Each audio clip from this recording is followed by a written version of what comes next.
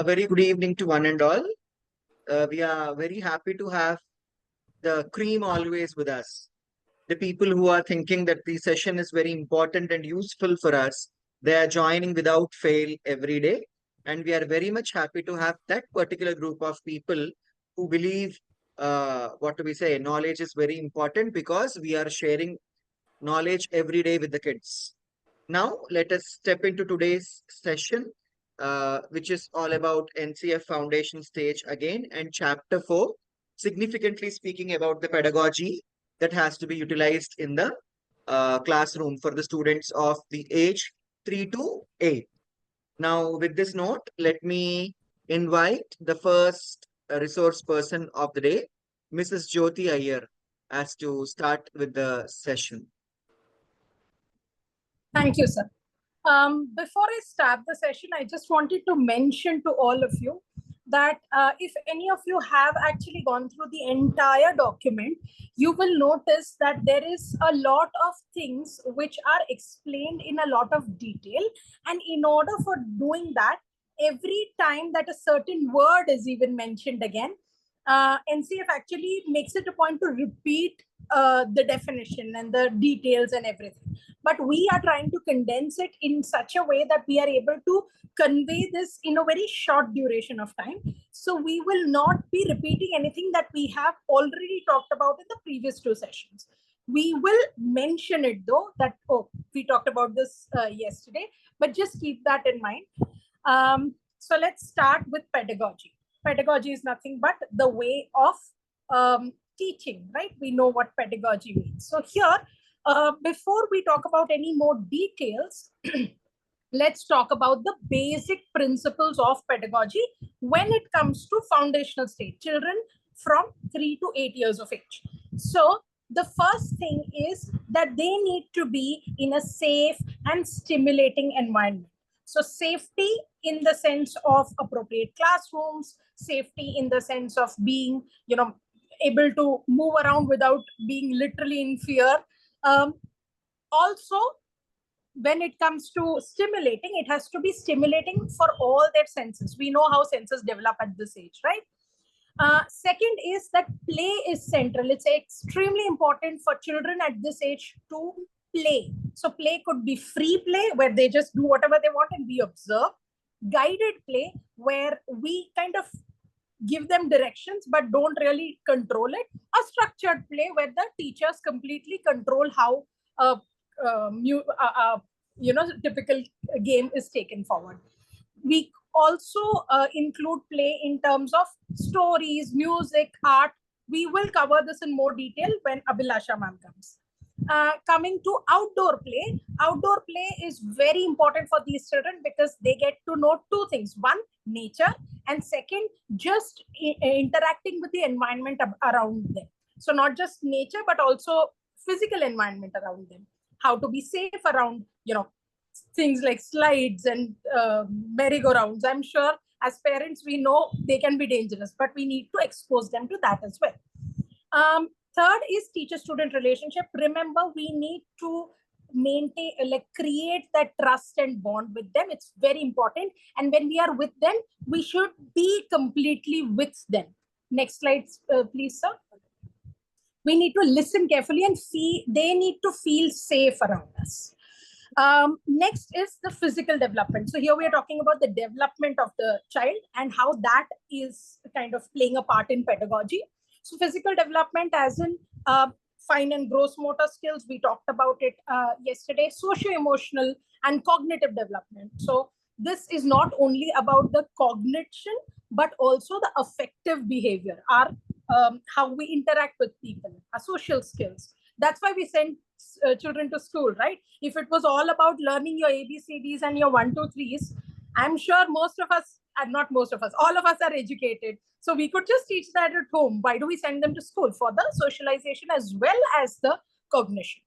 Coming to learning at your own pace, it is important that we value individual responses. The same child might respond differently in different situations. The same situation may garner different responses from different children. It depends on a lot of things, and we need to make sure that we provide that comfort to them. Another thing is we need to give them varied opportunities, because we know how every child has a different, slightly different learning style.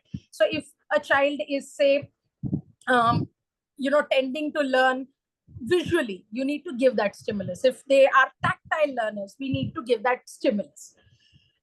Coming to language, I think Aarti ma'am did a fabulous job yesterday, so I'm not going to harp too much on it, but basically home language needs to be encouraged. When we say home language here, mostly we are talking about local language, because now my home language might be different from my local language, but whatever is the local language agreed upon by that particular syllabus. And also no judgment. So when I say no judgment, what I mean here is we are not going to pass judgments on, oh, this should happen in a certain way, or this language should be used, or a child who speaks English is better at understanding. We are not going to pass any judgment. Also, the transition from home language to the medium of instruction should be slow, so that they take their time, like I said, learning at your own pace. And also scaffolded as in they are supported by the teachers. We as teachers, it is our responsibility to make sure that they feel that we are still them. If they're, it's like birds. When the mother bird kind of pushes the baby bird out of its nest, it doesn't just push and just stand there. The baby bird might feel that, oh my God, I'm going to fall to my death. But the mother bird is always there to support whenever needed, right? So we need to be that mama bird. Next, sir. Next is the context specificity. So what I mean by that is, how when it comes to education, it is both a central subject as well as a state subject, right? So depending on our state, the state kind of decides how we are going to apply the ideas given by the NCF. So we need to connect our ideas or our syllabus to the children's real lives. So local stories, rhymes, games, that should be games, I'm sorry, crafts, all these should be local, so that not only does the child become more familiar with the local culture, but the child also feels like it's not alienated. It doesn't feel like, oh, what is this? I have no clue what they're talking about. It should not feel like that. That is the reason why we do this. Next, coming to prior understanding. Now, we all know that children at the earliest are coming to us at 3 years of age. At 3 years of age, a child knows a lot. So what we do is we build on their existing understanding. We are not we cannot build a structure without a foundation. The foundation has come from the family, which is also why we value the family and the society and the community so much. Also, we move from simple to complex concepts. Obviously, you don't tell a small baby that the sun is not rising in the east. It's actually the earth revolving around the sun or rotating, and that's why the day and night happens, because that's too much for them. So we go from simple concept and then build on to it and go to the more complex concept. So right now we are kind of focused on the simpler concepts at 3 years of age. By 8, they will go on to more complex concepts. So even when we were talking about languages, if you remember, we talked about this, how we go from knowing very basic things which we have learned from our mother tongue, and then building upon it with the medium of instruction. And then finally, coming to domains of development. Here, we talked about domains of development in a lot of detail yesterday. The 5 domains of development. We also talked about the various koshas. So here, we try and make sure that we kind of focus on these 5 domains of development, so that we have what is known as an all-round development. It's not development only of cognition. Like I said earlier, it's not only that the brain of the child needs to develop, his fine and gross motor skills. So his body, his appreciation for culture, his aesthetics, his behavior, his socialization, all of these are equally important. And that's why we make sure that all these domains of development are taken care of. Thank you, sir.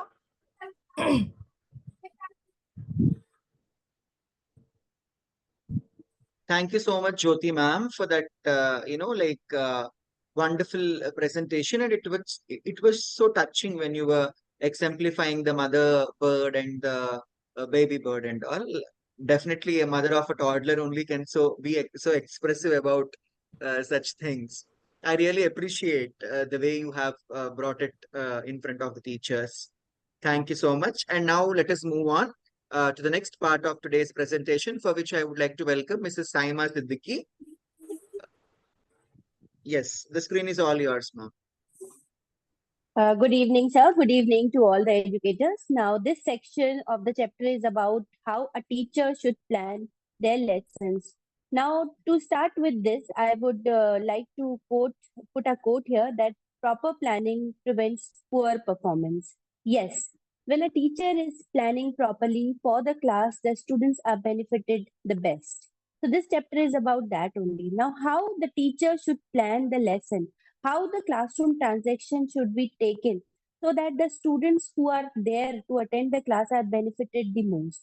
Number one is the teacher, when the teacher is planning, must take care about the competencies and the learning outcomes. We first need to clear about what we want the students to achieve, what skill we want our student to achieve and acquire at the end of the session. For example, if a teacher is a maths teacher and the teaching a maths lesson, then the teacher should, if the teacher is teaching the numbers, then at the end of the chapter, the teacher should, and the student should have the learning objective that the student is able to identify the numbers and the student is able to apply the numbers in the real world. The next is about how the activities and the instructions are to be carried forward. Once we know that our objectives are achieved or we are on the right track and our students are learning at the correct pace, the next step is to choose the activities that help the student to meet their goals. These activities should be varied by engaging, including mix of teaching led instructions or the opportunities for the children to explore independently. Yes, if we integrate certain activities which are lesson plans, the lesson and the learning becomes more engaging for the student. For example, if a topic is taken in the class like shapes, then there are certain activities that can be planned in the class which will help the student to have a real world understanding of the topic. Next is the sequence and the duration of the activities that have been taken. Yes, in planning, it is important to think about the order of the activities, that which activities has to be taken first, so that the student is able to grasp and understand the concept in a proper sequence.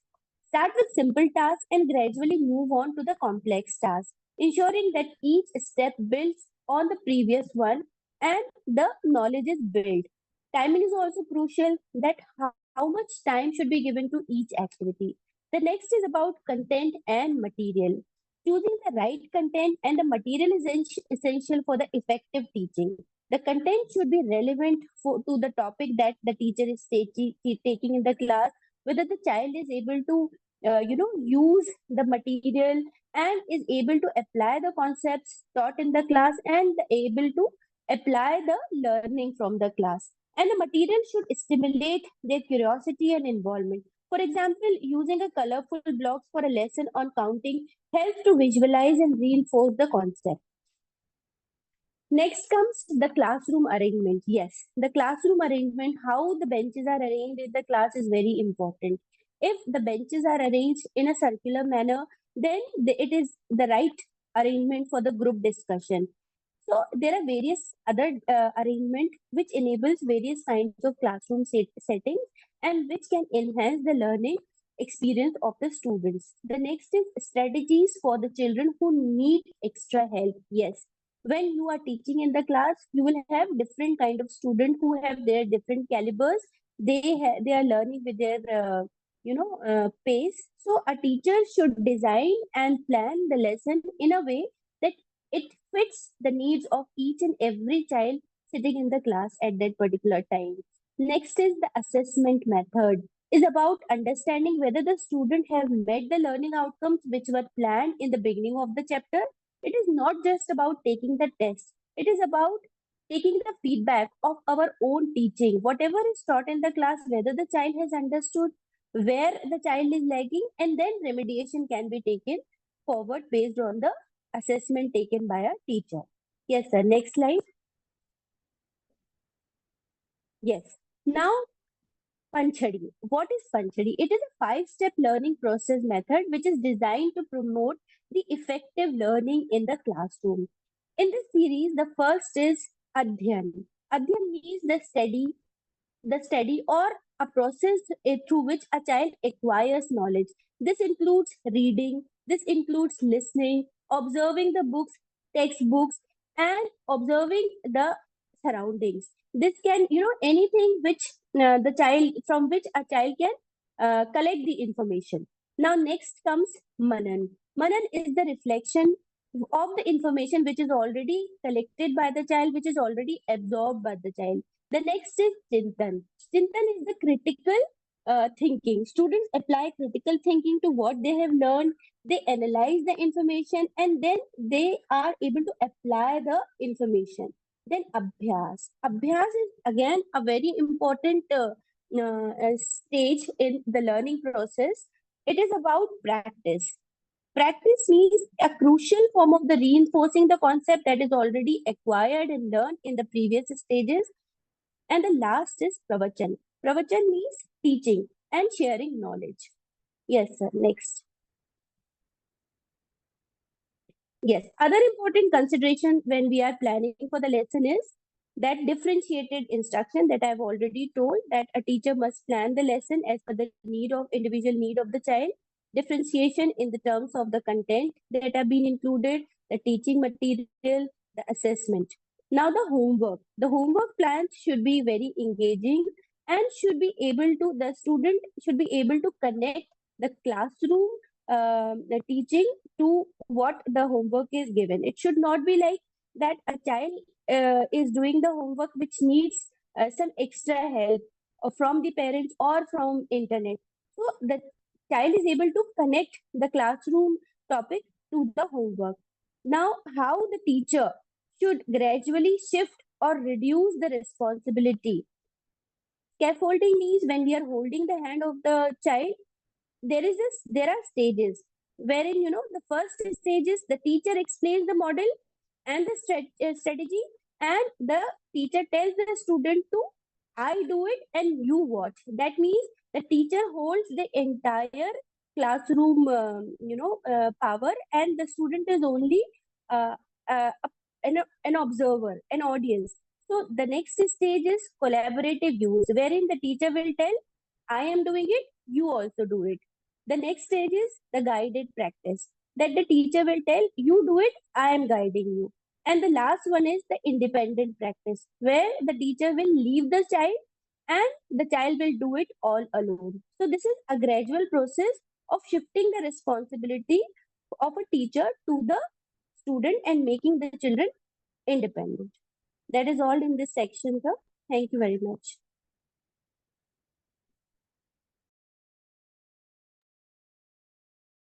Thank you so much, ma'am. Especially the mention of the homeworks was the need of the hour, and how engaging the homeworks are to be given. That was also the need of hour. So thank you so much, Saima ma'am, for a crisp, clear, and a wonderful presentation. Now let me invite Mrs. Reshma Satav to take over the rest of the part of the session. Good evening, sir. Good evening, everyone. Now, let us see building a positive relationship between teachers and children. Now, this is a very important topic. First, we will look into families and community. So, as we know, it is a shared responsibility. The child is influenced by family and community and school, including teachers.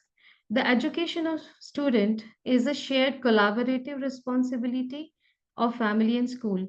Now, it is very important that the teachers communicate about the student to the parent, and parent also shares some important information about the child so that the teacher is able to handle the student in better way. Now, regular communication for mutual understanding is so important. That's why we have PTMs and the parents are called again and again for various activities to the school. So that is, there is a proper collaboration between the parents and the teachers. Now, there are uh, there are two components to the contribution to development. First is the daily learning.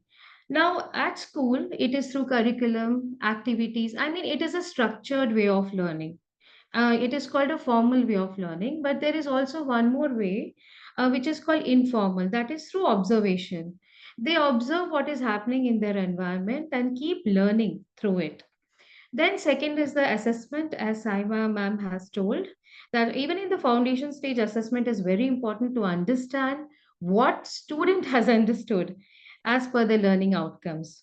Now, next is the community involvement. Community is one of the major influences on the development of the child. The neighbors, colony, society, environment, the environment, everything, like it has an impact on the child. Next slide, sir. Building a positive relationship with children, that is very, very important, even for the parent and for the teacher both.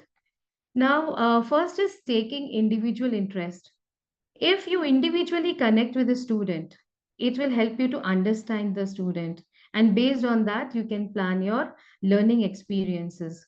Learning experiences means the activities, the curriculum, whatever you plan in the classroom for their better interaction, for their better learning. Next is listening to them. Just concentrate on what the student wants to tell you. It can be verbal, it can be a non-verbal communication. It conveys care and respect, builds trust, helps children think and communicate, and it helps them to gain a lot of confidence. The next is observation. Keep observing the children, their habits, attitudes, likes, dislikes. What are they trying to tell? How are they interacting with other students? Their behavior. That helps to discover how each child thinks, reasons, and responds to different situations. Next is encouraging intuition. Allow them to use their creativity, encourage them to speak frequently, ask them questions, create a supportive environment. So all this helps to meaningfully build on children's natural creative and resourceful selves. Then address moods and emotions. Definitely, the children are used to, at a foundation stage, they have been at home for a long time, and then for many hours, they have to be away from home in the school. So they have their own moods and emotions. So, through music, storytelling, art, playing together, or at foundation stage, playway method is very, very important. Through conversation, we can just lighten up their mood and we can take care of their emotion. It helps children settle better, learn better, regulate their own emotions, and understand and respond to the emotions of the others. Home visits. Home visits help understand children and their home environment and build trust and a positive bond. So it plays a very important role. Next slide, sir. Yeah, supporting children to learn better. Now, what all things we can do so that children are better learners? First is listening. Allow them to speak, to ask questions, to be inquisitive, and discuss with them about the world. Just listen to them, what they want to say. Next is modeling. Now we have to be role models. Everyone knows that the students are very good observers, especially they observe their teachers very much. How my teacher is speaking, what is she wearing today? Their observation is so keen that you are able to understand. Sometimes they come to you and they give you a very nice quote. Ma'am, you're looking so good today. So they try to imitate their parents. They try to imitate their teachers. So if you tell them something, they will not listen. But if you do it, definitely they will try to imitate you. So that is why whatever they see happening, they want to do it. So we have to be role models. Then next is solving problems. The small children, they have a natural curiosity. So towards everything, like a teacher's hand holding, scaffolding, it leads to better learning. and makes them independent in problem solving. Next is questioning. Now keep questioning them about everything that induces their thought process and leads to a lot of thinking. And thinking is very important for all the life skills, including decision making. That is why it is written here, verbalizing helps children think through and reason their decisions. Provoking, challenging children's way of knowing, thinking, and doing deepens their understanding. Give them challenges. Will you be able to do this? Definitely. Yes, ma'am, I will do it. You can see that enthusiasm to learn and to do it. So that provoking will make them learn many, many things. Then independent researching. Where to look for, whom to ask, what to use for solving doubts. You shouldn't handhold them to that level that they become dependent on you. Finally, we all are aim towards making our students global citizens. So how they can become global citizen? It is when they are independent learners. And then how can they become independent learners? If you just show them the way and not take them there, you just have to tell, okay, you look there for this thing, you look there for the answer, and they will only find out. They will become independent learners and researchers. Then making children independent, first closely work with them, then gradually release support to make them confident in new skill or a new understanding. That is very, very important. Initially, you have to work with them, give them a lot of confidence. Probably you can tell them the answers, show them how to do it. Then later, slowly, you have to release the support. You have to just back out and leave them. Let them do what they want to do. Let us see whether they reach the aim or not. So that is how they become independent learners. Yes, sir. Thank you, everyone. Thank you, sir. Thank you, Reshma ma'am, for what do we say, like a very strategic presentation wherein you have mentioned sensitive factors of foundational stage. Now, it's time that I call upon Mrs. Abhilasha Verma as to speak to us about learning through play. Abhilasha ma'am, the screen is all yours. Thank you, sir. Good evening, everyone. Already our resource person have told a lot about the strategies and all. So here I am there with the learning through play strategy.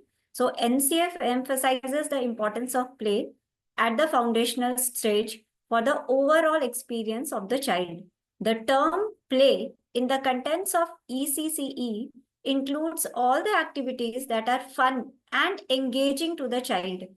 Like all of us, we are very fond of playing. Now, at this age also, when we are asked to play or participate, we are very enthusiastic about it. So the child at this level are very, I mean to say that they like all the activities. They like to play, learn through playway method. So this can take the form of physical play, interaction, conversation, question, and answer sessions. So slide.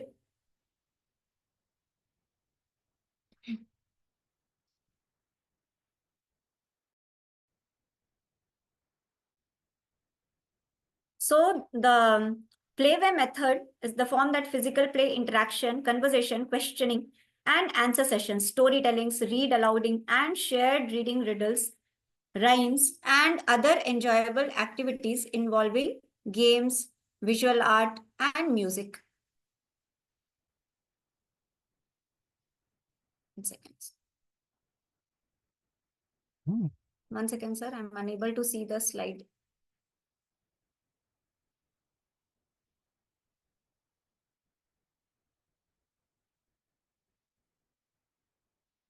Okay. So classrooms for young children are very vibrant and full of life, which really make the class very, very active. And the children become more observant. So how many colors? Obviously, in all the classes, there are boards, green boards given. So the board should be very, very decorative, and the vibrant color should be used so that the children learn through those things what are displayed. And play provides active and stimulating learning opportunities to the children and can be organized in different ways like free play, guided reading, guided play, structured play, or directed play. So the children enjoy learning through conversations, storytelling, toys, and story and rhymes. The children enjoy learning through all these methods, and this helps them build on their natural sense of curiosity, that develop deeper sense of thinking and values, especially when they are engaged to reflect, predict, and question. So next slide, please. The materials and the toys are things which children really enjoy and learn from them. If you keep a book and a toy, certainly among them, the child will be attracted more towards the toy. So toys can be any concrete object that children can manipulate or use to carry out enjoyable and meaningful play activities. Toys improves their motor skills, eye-hand coordination, cognitive flexibility, creativity, and diverse thinking. Learning through play using the immediate environment. So what are the things here? The indoor plays, music and dance, and the different nature time and field trips. Children in early years can't sit in one place for a longer period of time. They need to move around. So playing outside through music, testing their physical limits helps to express themselves and build self-confidence.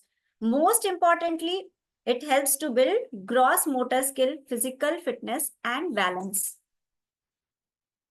So next slide, please. Art and craft. As we all know that there are 8 ways in multiple intelligences by which a child can be turned all around 360 degree. So children enjoys the space, freedom to run, jump, and playing helps children to relax and calm down.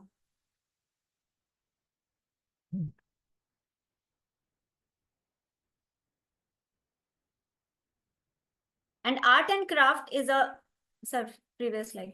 Art and craft in the foundational stage of the National Curriculum Framework helps children develop their imagination and learn through play.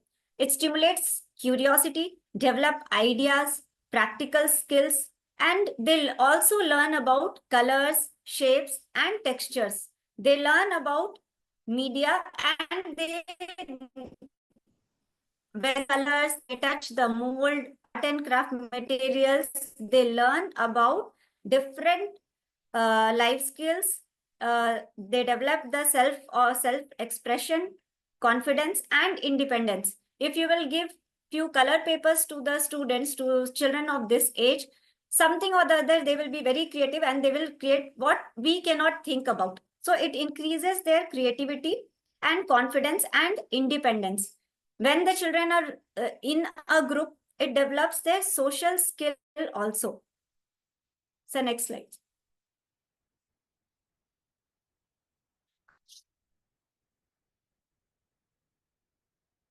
Okay, sir, I'll end up with this.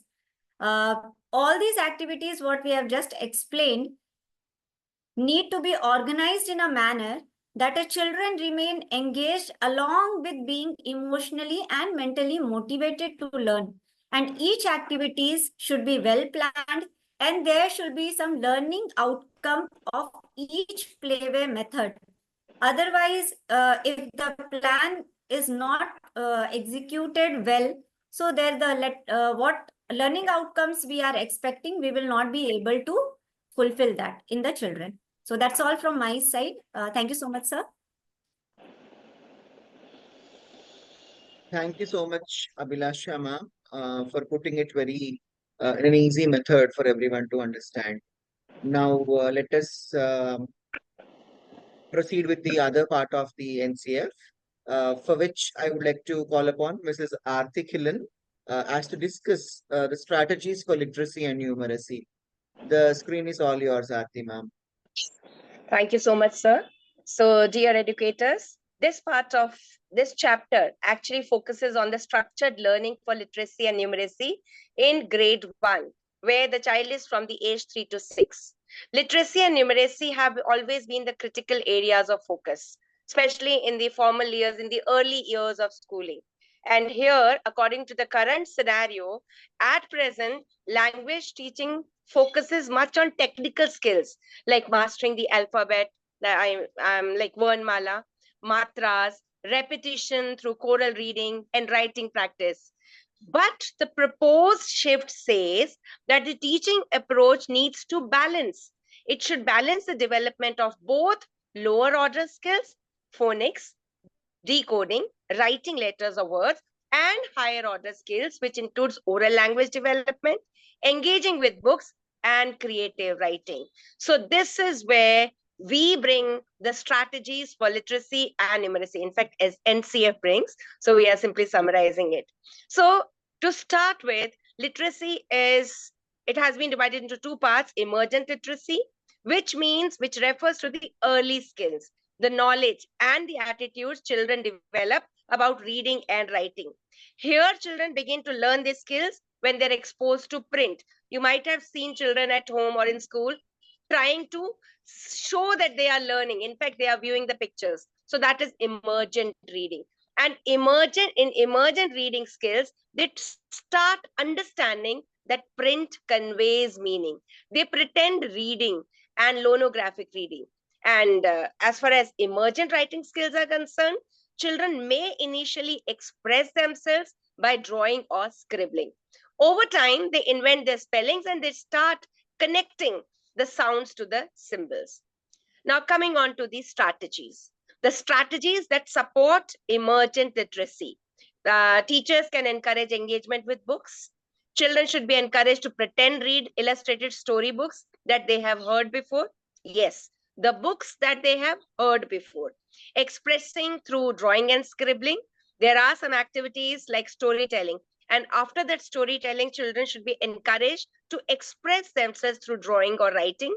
We can create a print-rich environment where classrooms should be filled with print resources. Everywhere there should be picture books, story, poem posters, and there can be reading and writing corners in the classrooms. In fact, at home also, sometimes it can be created. Now, what are the components of early literacy? Let's start with oral language development.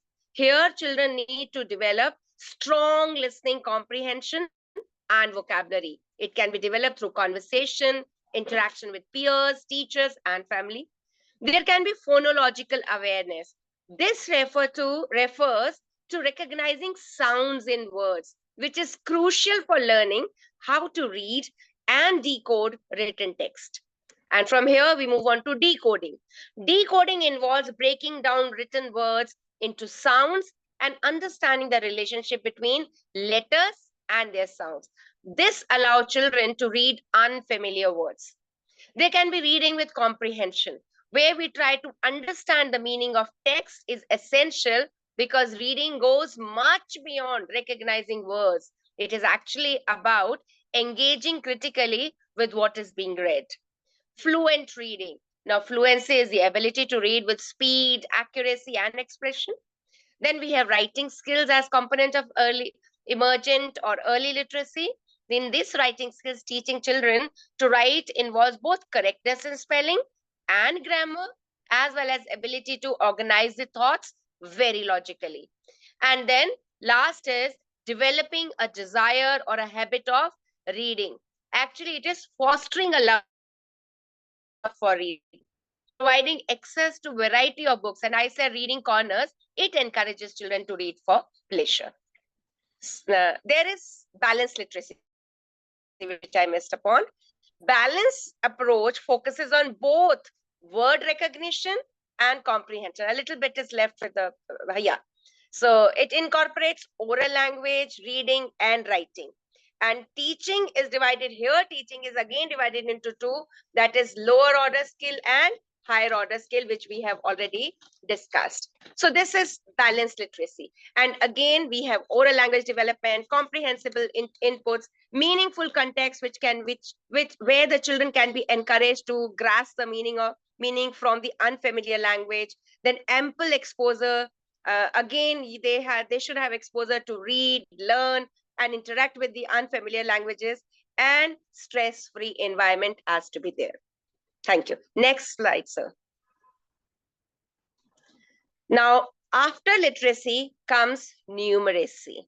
Numeracy means mathematical skill. And here it has cultural and real life relevance.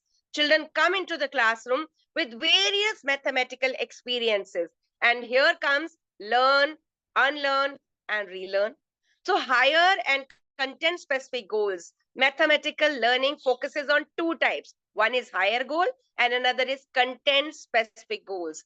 Higher goals again refers to the development of abstract thinking, and content-specific refers to number, shapes, basically operations, number and its relations, shapes and spatial understanding, the patterns, measurements, data handling, etc. So these are all the components of numeracy. Coming on to the approaches. In fact, when we talk about components, number and its relations means the children start understanding numbers and countings. Basic operations, learning to perform calculations. Shapes and spatial understanding refers to recognizing and identifying shapes, classifying shapes on the basis of their understanding. Patterns, they identify and they create patterns. Measurement is understanding and using units of measure, and data handling is collecting and interpreting data. When we come to approaches, it is ELPS. Very clearly, E refers to experience, that is spoken. Then L is for language, then pictures, which are written, and in written, it is symbols. So experience, then for spoken, it is language, pictures, and then for written, it is symbols. So when experience it is engaging with the real objects. When it is language, they describe what they are doing. If it is pictures, they visualize it through images, and symbols, it is basically translating it into written numbers or symbols. Here, students have to have real life connections where they try to relate maths to the children's everyday experiences, thus making learning maths more meaningful and applicable. Then a problem solving focus is there, where children are encouraged to apply maths as a tool for solving real world problem.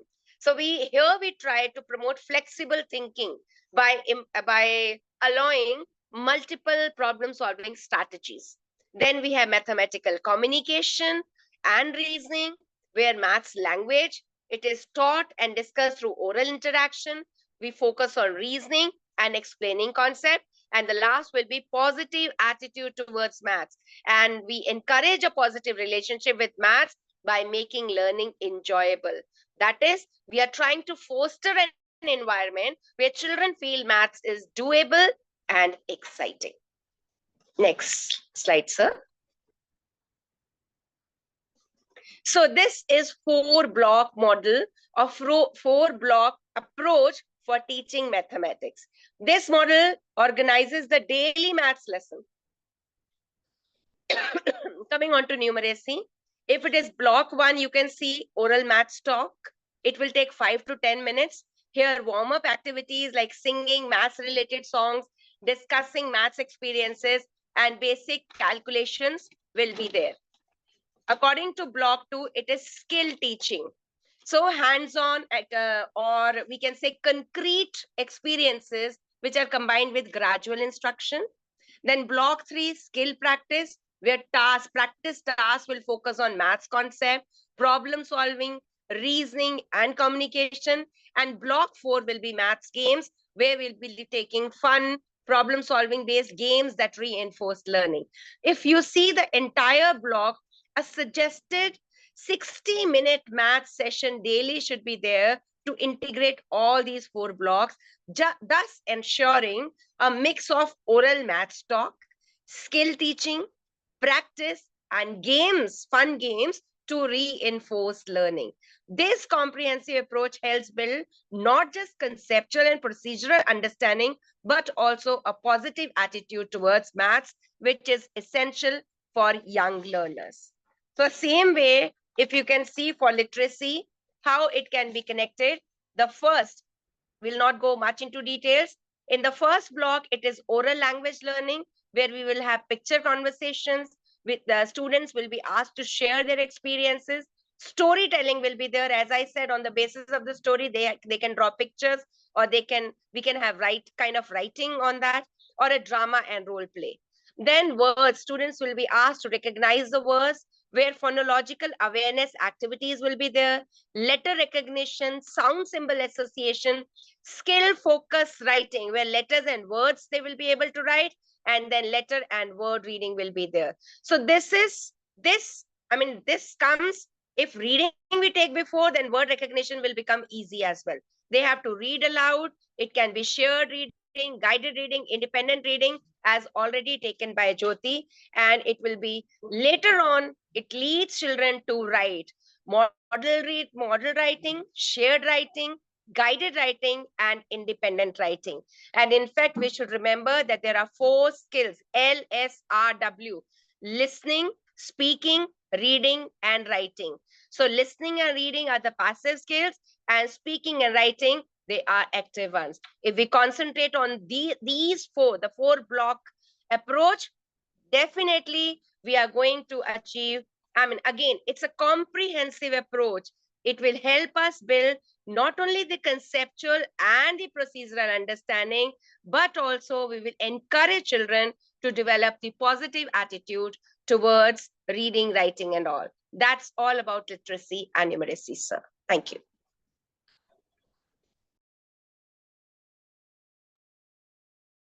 Thank you so much, Aarti ma'am, because this topic is a very important topic, because even the, like all documents which are related to the curriculum are emphasizing much upon literacy and numeracy. So yes, once again, we could, speak about the significance of these 2 things to all the teachers today. That is a great thing. And thank you for making it so easy. Now let us call upon Mrs. Jayavani Jayaraman as to, tell us about how to create a positive classroom environment. The screen is all yours, Mrs. Jayavani. Yeah. Good evening, one and all. So here we'll directly go to the creating a positive classroom environment. As children enter school, their world expands, they make friends, begin connecting with adults beyond the family, and become more and more mobile and verbal.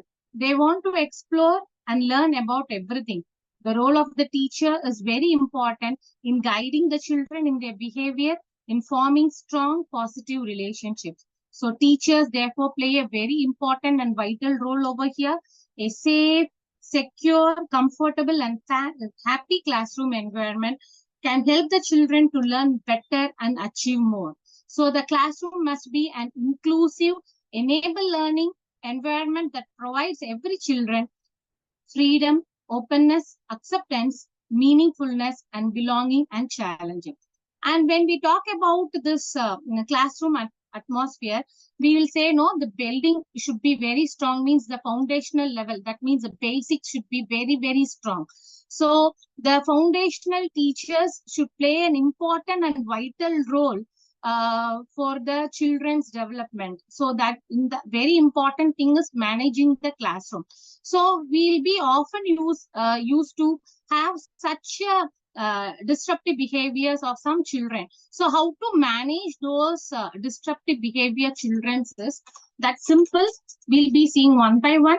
So children behave inappropriately for many reasons. Behavior is often the unspoken language through which the children act our feeling and thoughts. And it is also because they are unaware of group behavior norms or alternative ways of behaving, and not because they are bad or they want to trouble us. It's the children's nature actually. So it's our role to just have the classroom management and control, and to set certain norms by using very simple instructions. So the first step will be, we have to set our classroom norms by giving certain simple instructions. And the second one, guide the behavior positively. So whatever we are just telling positive, that positive guidance is crucial for the children's development, because they promote children's self-control, teach children responsibility, and help children to make the thought choices. So the third one will be a model, a calm, collected tone of voice. So the voice of the teacher should be very calm, and we have to talk to the children in the same way how we talk with the others, and the teacher has to have the volume in a very low pitch, so that I'm telling about sometimes we used to have the ratio in the foundational stages, classes all, we used to have this ratio of 12:1, like that category only we will be having it. So our voice should be maximum, that we should not shout it. We should be in the tone that the children are pleasantly hearing to what we are saying. And we have to get down to the child's level to communication. For instance, if some things, the children are carrying a 4 or 5 books and they just make it down, in the sense, we should not tell them that why you can't carry you this, like that, or we should not tell strongly to them. Instead of saying that, oh, it's too hard to carry, I know, we'll try later, by like that, we have to tell them a positive word for approaching them, and set aside any preconceived notion. That is, for an example, we what we have to do in the sense.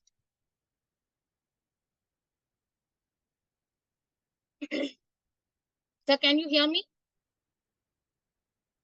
Yes, fine. So the next one is get down to the child's level to communicate. So we have to, for an example, if a 4-year child is crying, we should not just ask, why you're crying, what's wrong with you, don't cry, like that all. We should not even try to talk with the children. We have to, we should crouch or sit at their level and ask questions and try to understand their feeling. And we have to, the very important thing is, we have to build trust. And that makes openness to the communication of the children to the teacher. That's very, very important. And we should not, we should avoid the negative instructions. Negative instructions like, please don't do that, don't do, you cannot do that, you are simply waste. Those words of negative words, we should not even try to utter it in the classroom, because the negative words have power. So avoid constantly telling the children what they cannot do. Instead of that, what they can do, you can do it, you will. Like that, we have to say some positive words towards the children. The next one will be, do not damage a child's self-esteem. That is very important. Even though they are kids, they have self-esteem. We should be very careful of talking anything else. We should tell to them very correctly, or we should tell, you can do it, everything. And instead of saying or using the word, can't you do this? Instead of uttering the word, we can say, you can do this. So we should always try to develop their self-esteem. The next one, never ignore a child or leave them behind, because that will be the worst mistake ever the teacher will do. We should not never ignore any child. All the child are very good, and it's our role to make them to feel what they are, and it's our responsibility to make them to say that you are a good child, you can do this, you can do, yeah, I'm here, you can come and tell me, like that. All simple words make them very confident. And the foundational teachers plays a very important role if they just manage all those disruptive behavior in the classroom management. That's it. Thank you, sir.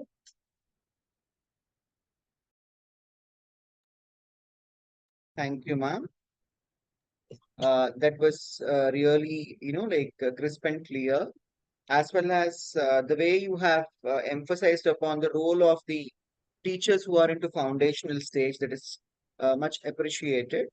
Thank you. Now let us move on to the next part, for which I would like to invite Mrs. Roja Rao as to throw light upon organizing the environment for the students. Thank you, sir. Good evening, everyone. Good evening, sir. And thank you, Jayavani madam and all the other mentors here. Coming to this, organizing the environment, this is the last chapter of this. This is the last unit of this chapter in this chapter, pedagogy. Pedagogy, actually, you all know, works wonders when the environment in which the children come to learn is organized. So on a broader scale, the organization of the environment depends on these three aspects.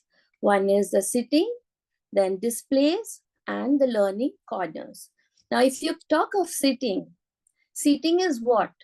That at this stage, in this foundational stage, the children of 3 to 8 years old, they have no such feelings of, any gender or any such thing. But so the teacher can help the children learn here by sitting in a very flexible manner. The learnings also will be easier for them.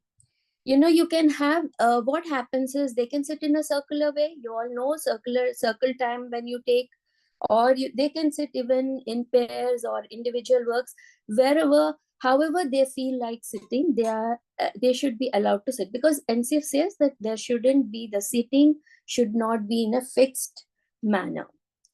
Now, coming to the displays, if you talk of the displays here, you all know that, and you have been using a lot of displays in the classrooms.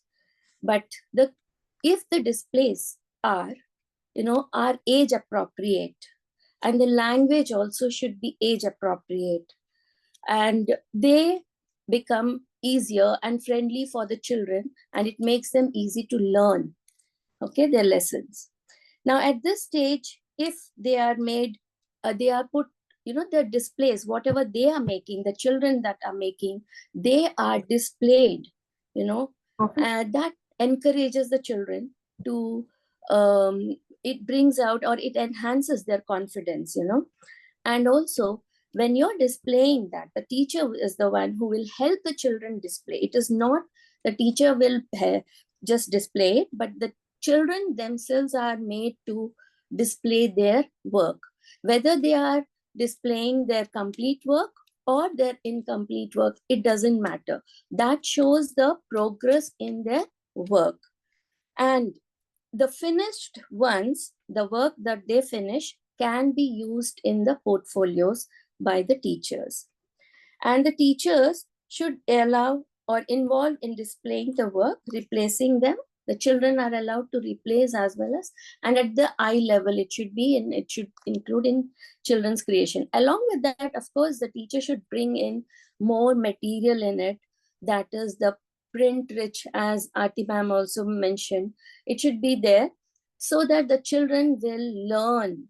It becomes easy to learn. Every day they'll be looking at it and they will be learning. And this makes the teachers to,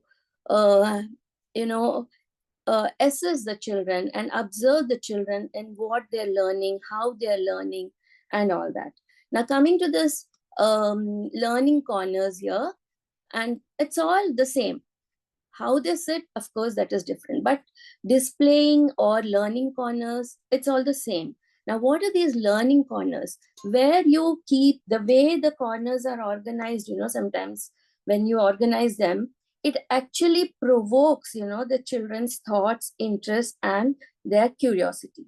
And it provides them for opportunities for independent and collaborative play as well as learning. Now, if you provide a corner for maybe a dramatic corner, or a place where they can have some puzzles, or they can have some other kind of activity like singing, or and all such things, a different separate corners for each. If you have that space, if you don't have, it's okay. You can create a corner a day or a week, and then you can go ahead with it so that the children can learn, get engaged in it. And in this corners, when the learning corners are made, the classroom becomes more managed and engaged. And the teachers play a very important role in this, setting up and maintaining these learning corners. So they bring in more vibrant and attractive material to cater to the needs of the children, the learning of the children. And this can help them in engaging and also assessing their learning, and that can align the learning outcomes. They can align that with their learning outcomes. So the teachers need to make this move. They have more in this organizing the environment.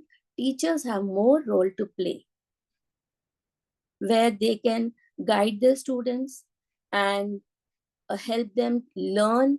And finally, the NCF, what the NCF principles are in pedagogy, or it has to be achieved, will be achieved only unless and until the teachers work on it. Thank you, sir. Thank you so much.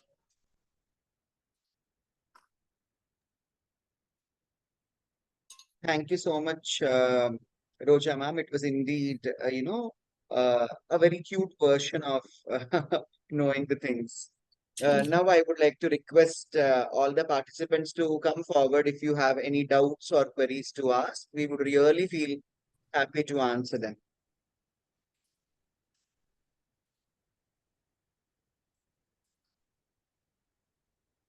No doubts, at least the feedback.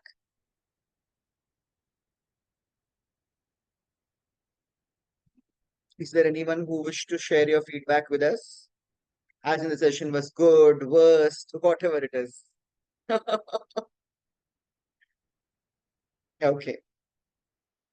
So yes. So as we are done with today's session, those who wish to grab a certificate for today's session can pay ₹50 to this number 9908925730. It is 9908925730. It is my number. So kindly send a screenshot of the payment along with the name, your name. If you're concerned about Mr., Mrs. and Miss, kindly mention that as well. Within 24 hours, we will generate the certificate and we will send it to you.